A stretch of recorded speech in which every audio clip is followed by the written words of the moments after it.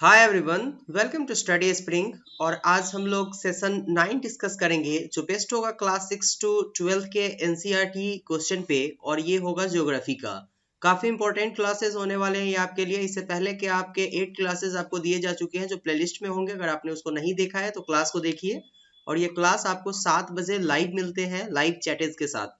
तो चलते हैं अपने पहले क्वेश्चन की तरफ। बट बिफोर टू बिगिन, अगर आपको ऐसा लगता है कि ये चैनल आपके लिए डेडिकेटली वर्क करती है तो चैनल को सब्सक्राइब और शेयर कीजिए। साथ में पीडीएफ हमारे टेलीग्राम चैनल स्टडी स्प्रिंग से डाउनलोड कीजिए, जो टोटली फ्री ऑफ कॉस्ट होता है आपके लिए।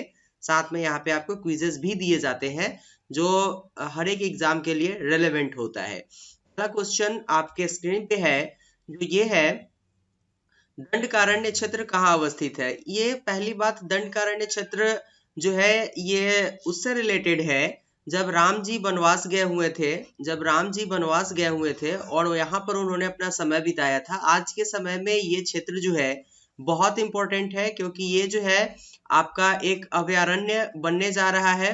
ठीक है, और यहाँ पर बहुत अच्छे क्रिएचर आपको देखने को मिलेंगे। साथ में यहाँ पे पशु और पक्षियां भी बहुत अच्छे तरीके के देखने को मिलते हैं, जो आज के समय में सुरक्षित क्षेत्र की तरफ से घोषित किया गया हुआ है। इंपॉर्टेंट है, कुछ बातें बतानी जरूरी थी इसके बारे में, क्योंकि यहाँ से क्वेश्चन आते हैं और आपको ये जानना चाहिए। टाइम मैं आपका स्टार्ट करता हूँ। आपके आंसर जो है वो फ्लैश होंगे, तो भी आप आंसर कीजिएगा, क्योंकि ये प्रीमियर वीडियो होता है। तो आपके आंसर दूसरों को भी मोटिवेट करता है कि उनका प्रिपरेशन कितना स्टैंडर्ड लेवल पर है और उनको और कितना प्रिपेयर करना चाहिए। तो टाइम अप होता है। इस क्वेश्चन का जो आंसर है वो आपका क हो जाएगा। ये छत्तीसगढ़ और उड़ीसा के उत्तर वाले एरिया में आपको देखने को मिलेगा, जिसको दंडकारण्य क्षेत्र के नाम से जाना जाता है।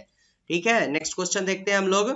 लघु हिमालय एवं शिवालिक श्रेणी के मध्य विस्तृत समतल मैदान को पूर्व में किस नाम से जाना जाता है। पहले भी मैं आपको बताता हूँ कि जब एमसीक्यूज बेस्ड क्वेश्चन होते हैं तो उसको आपको पूरे पढ़ने के लिए 2 सेकंड एक्स्ट्रा समय देना होता है, और पढ़ के ये पता कीजिए कि क्वेश्चन में पूछा क्या जा रहा है। यहाँ पे पूछा जा रहा है कि लघु हिमालय, आप इस तरीके से हिमालय को डिनोट कीजिएगा। यहाँ पे आपका बृहत हिमालय हो जाएगा, यहाँ पे आपका लघु हिमालय हो जाएगा, और इस वाले एरिया में आपका शिवालिक हो जाएगा। आपसे पूछा जा रहा है कि लघु हिमालय और शिवालिक के मतलब यहाँ पे शिवालिक श्रेणी के मध्य में जो स्थित है, इसके मध्य में समतल मैदान जो है उसको पूरब में किस नाम से जाना जाता है, इस एरिया में किस नाम से जाना जाता है, ये पूछा जा रहा है आपसे।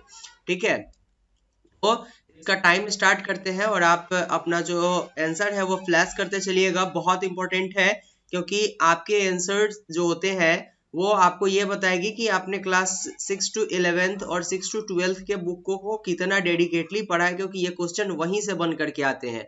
टाइम अप होता है। नेक्स्ट, इसका जो राइट आंसर होगा वो आपका द्वार हो जाएगा। लघु हिमालय और शिवालिक जो श्रेणी है, इसके मध्य का जो भाग है, इसको पूरब में हम लोग किस नाम से जानते हैं, तो द्वार के नाम से जानते हैं, जिसमें आपका हरिद्वार वाला एक एरिया आता है। ठीक है, इस तरीके का एरिया आपको देखने को मिलेगा।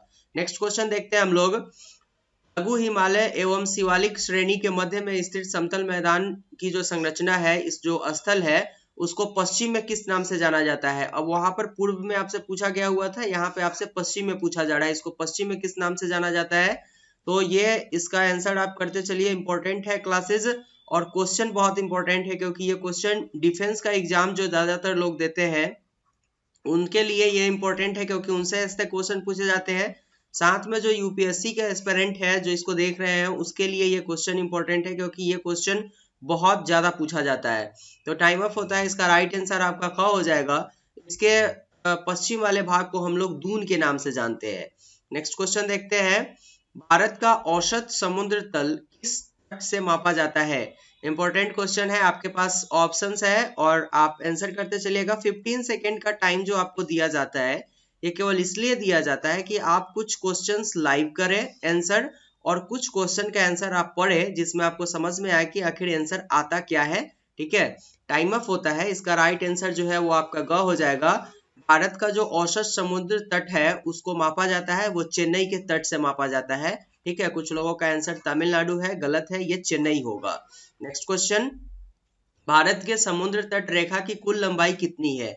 आपसे पूछा जा रहा है कि समुद्र तट की जो रेखा है, जैसे सपोज दैट यहाँ पे एक समुद्र होगा, यहाँ पे एक समुद्र होगा, यहाँ पे एक समुद्र होगा, यहाँ पे एक समुद्र होगा, इन सारे समुद्र के तटों का लंबाई आपसे पूछा जा रहा है कि वो कितना है। आंसर कीजिएगा। आंसर जो है ऑप्शन आपके सामने टाइम अप है, इसका जो राइट आंसर है वो आपका ग हो जाएगा।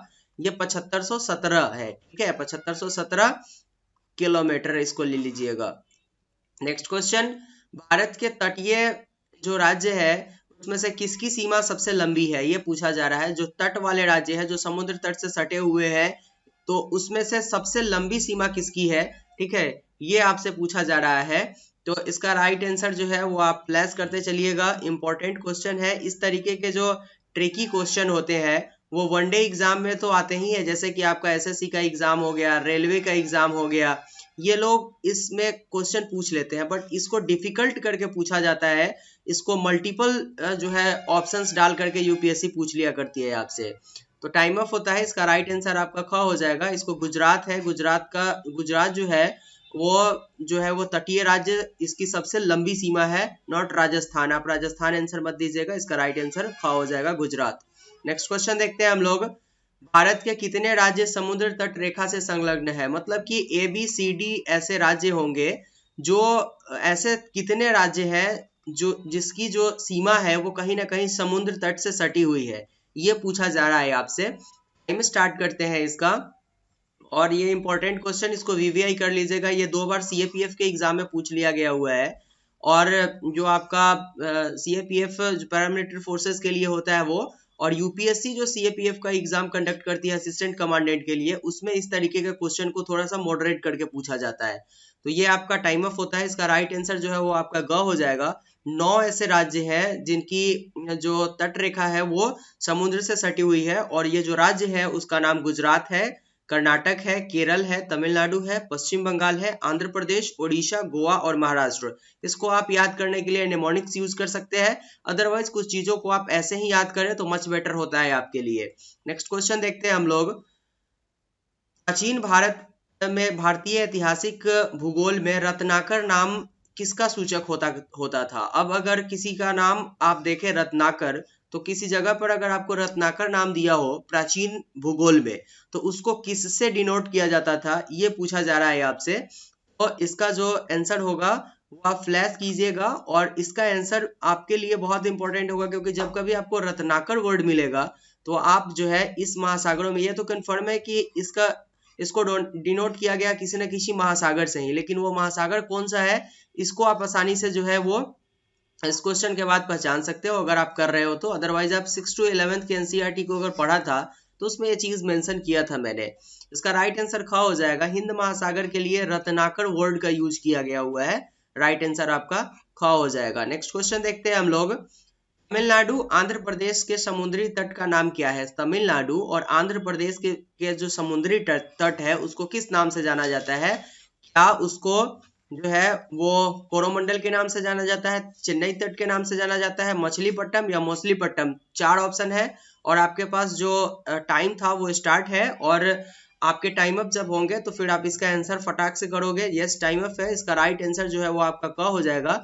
तमिलनाडु और आंध्र प्रदेश के बीच का जो समुद्र तट है उसको कोरोमंडल के नाम से जाना जाता है, और आज के समय में भी ये बहुत इंपॉर्टेंट है, इसको वीवीआई कर लीजिएगा। और इससे रिलेटेड जो भी न्यूज़पेपर में जो न्यूज आएंगे उस न्यूज को जरूर कवर करते हुए चलिएगा, क्योंकि ये एरिया बहुत इंपॉर्टेंट होता है, यहाँ से हर एक बार इन्वायरमेंट से क्वेश्चन पूछे जाते हैं। नेक्स्ट क्वेश्चन, कन्याकुमारी को किस अन्य नाम से जाना जाता है। वीवीआई क्वेश्चन कर लीजिएगा, ये यहाँ से एक क्वेश्चन वीवीआई कर लीजिएगा। दूसरा जो है वो आपका अंडमान निकोबार द्वीप समूह से जो क्वेश्चन आता है उसको भी वीवीआई कर लीजिएगा। ये दोनों जगह से भारत के फिजियोग्राफी से जब भी क्वेश्चन आते हैं तो यहाँ से क्वेश्चन आते हैं, तो इसलिए इसको वीवीआई में आप डाल लीजिएगा। और टाइम आपका स्टार्ट करते हैं कि कन्याकुमारी को और किस नाम से जाना जाता है, आप कमेंट करते चलिएगा। इसमें पहला ऑप्शन आपके पास मिनिका है, दूसरा है इंड्स साउथ, तीसरा है केप कैमोरिन, और चौथा जो है वो नन ऑफ दिस है। बिल्कुल बहुत इंपॉर्टेंट क्वेश्चन है। आपके जो आंसर्स होते हैं वो बहुत इंपॉर्टेंट है और लोगों के लिए, तो आंसर जरूर करते चलिएगा, क्योंकि आपके आंसर जो है और लोगों को बताते हैं कि आपका प्रिपरेशन और उनके प्रिपरेशन में कितना का अंतर है। का जो राइट आंसर है वो आपका ग हो जाएगा। इसको जो है वो केप कैमोरिन के नाम से जाना जाता है कन्याकुमारी को। The second name of Kanyakumari is Cape Comorin. Next question, व्यापारिक रूप से मत्स्य पालन का व्यापार किस नाम से जाना जाता है। जब आपको उद्योग चैप्टर पढ़ाया गया हुआ था, उद्योग और व्यापार, उसमें इस टाइप के जो क्वेश्चन थे उसको आपको कवर करवाए गए हुए थे और आपको बताया गया था कि ये फैक्टर प्री के है, ये फैक्टर मेंस के है। तो इसको अगर आपने कवर किया है तो ये क्वेश्चन आप फटाक से उड़ाओगे। टाइम स्टार्ट करते हैं, और जितने लोग लाइव देख रहे होते हैं प्रीमियर वीडियोस को, उतने लोग इसका आंसर करेंगे अभी, क्योंकि ये हमारे लिए पता चलेगा कि आप लोगों ने जो देखा है वो केवल क्लिक करके वीडियोस को छोड़ दिया था या फिर अपने वीडियोस को पूरा देखा है। टाइम अप होता है। इसका जो राइट आंसर है वो घ हो जाएगा। इसको पीसी कल्चर के नाम से जाना जाता है, जो मत्स्य पालन होता है उसको। इससे पहले आपको सेरिकल्चर के बारे में पढ़ाया गया हुआ था। नेक्स्ट क्वेश्चन, मेरिकल्चर में किसका उत्पादन किया जाता है? बहुत इंपॉर्टेंट है। मेरिकल्चर में किसका उत्पादन किया जाता है? बहुत इंपॉर्टेंट क्वेश्चन है। यहाँ पे जो आंसर होगा वो थोड़ा सा सबका अलग अलग आएगा, क्योंकि ये नाम थोड़ा सा अलग है, बट इम्पोर्टेंट है आपके लिए। और इसको पढ़ाया गया हुआ था आपको व्यापार वाले एरिया में, जब पढ़ाया गया हुआ था व्यापार चैप्टर। तो टाइम अप होता है। इसका जो राइट आंसर है वो आपका ग हो जाएगा। इसको हम लोग जो है वो इससे हम लोग समुद्री जीवों का उत्पादन करते हैं, या फिर समुद्री जीवों का अध्ययन जो होता है या फिर उसका व्यापार जो होता है उसको हम लोग मेरिकल्चर के नाम से जानते हैं। नेक्स्ट क्वेश्चन, निम्नलिखित में से कौन सा ऊर्जा का वाणिज्यिक स्रोत नहीं है? वाणिज्यिक स्रोत नहीं है। ये क्वेश्चन पहला इस तरीके का आता है कि कौन सा जो है वो आपका उद्योग जो है वो आपका इम्पोर्टेंट उद्योग से जो क्वेश्चन आते हैं, जैसे मिनी रत्न वाले क्वेश्चन आते हैं, ठीक है, मिनी रत्न से क्वेश्चन आ जाते हैं, फिर व्यापारिक उद्योग से आ जाते हैं। इस तरीके के क्वेश्चन जो है वो जब एग्जाम में आते हैं तो थोड़ा सा कंफ्यूजन होता है इसमें। सेम इसी तरीके का क्वेश्चन है आपसे कि इसमें ऊर्जा का वाणिज्यिक स्रोत कौन सा नहीं है? क्या वो खनिज तेल नहीं है, समुद्री ऊर्जा नहीं है, कोयला या जल विद्युत है? तो इसका टाइम अप हो चुका है और राइट आंसर जो है आपका ख हो जाएगा। समुद्री ऊर्जा जो है ये वाणिज्यिक स्रोत नहीं है। और कमेंट आप इसलिए कीजिएगा इस क्वेश्चन पे कि ये क्यों वाणिज्यिक स्रोत नहीं है, इसको आपको बताना है कमेंट बॉक्स में लाइव चैट को छोड़ करके। नेक्स्ट क्वेश्चन, स्टैक स्थलाकृति का निर्माण निम्नलिखित में से किस एक प्रक्रम द्वारा होता है? इसको वीवीआई कर लीजिएगा यूपीएससी एस्पिरेंट, क्योंकि ये क्वेश्चन सीएपीएफ के एग्जाम में जो है वो बहुत ज्यादा पूछा जाता है। सीएपीएफ एसी सीडीएस में पूछ लिया जाता है, ये एफकैट में पूछ लिया जाता है, और इस तरीके के जो एग्जाम यूपीएससी कंडक्ट करती है उसमें ये क्वेश्चन पूछा जाता है। तो इसका टाइम स्टार्ट करते हैं हम और अपना आंसर करते चलिएगा। इंपॉर्टेंट क्वेश्चन है ये। स्टैक स्थलाकृति किस कारण से बनती है? क्या वो बहता हुआ जल के कारण बनता है, पवन के कारण बनता है, सागरीय लहरों के कारण बनता है, या भूमिगत जल के कारण बनता है? बहुत इंपॉर्टेंट है, आंसर करते चलिएगा। इसका राइट आंसर जो होगा वो ग हो जाएगा। सागरीय लहरें जब आती हैं तो उस सिचुएशन में जो है वो स्टैक स्थलाकृति का निर्माण होता है। Next question, HF. रीड का संबंध किससे है? एच.एफ. रीड एक वैज्ञानिक थे, उनका संबंध किससे है ये क्वेश्चन पूछा गया है आपसे। और ये क्वेश्चन बार बार एग्जाम में पूछे जाते हैं। जब कभी भूकंप का घटना होता है तो ये क्वेश्चन बहुत ज्यादा आता है। भूकंप का घटना जब होता है तो क्योंकि इनका संबंध जो था डेफिनेटली भूकंप से था, और इन्होंने किस सिद्धांत का प्रतिपादन किया है ये भी मैं आपको बताता हूँ। इसका जो राइट आंसर हो जाएगा वो आपका ख हो जाएगा। और इन्होंने जो है वो प्रत्यास्थ पुनः सचलन, ये थोड़ा सा डिफिकल्ट है इसको याद करना, बट इम्पोर्टेंट है ये, इसको याद कर लेना है, क्योंकि यहाँ से जो क्वेश्चन आपके आते हैं ना वो आपको केवल कंफ्यूज करता है, क्योंकि नाम तो जरा सा डिफिकल्ट होता है और इसका जब इंग्लिश नाम आपको दिया जाता है तब और ज्यादा डिफिकल्ट होता है उसको फाइंड आउट करना है। इसलिए एक तो आप हिंदी भी देखिए और दूसरी बात इसका इंग्लिश भी देख लीजिए कि क्या होगा इसका इंग्लिश।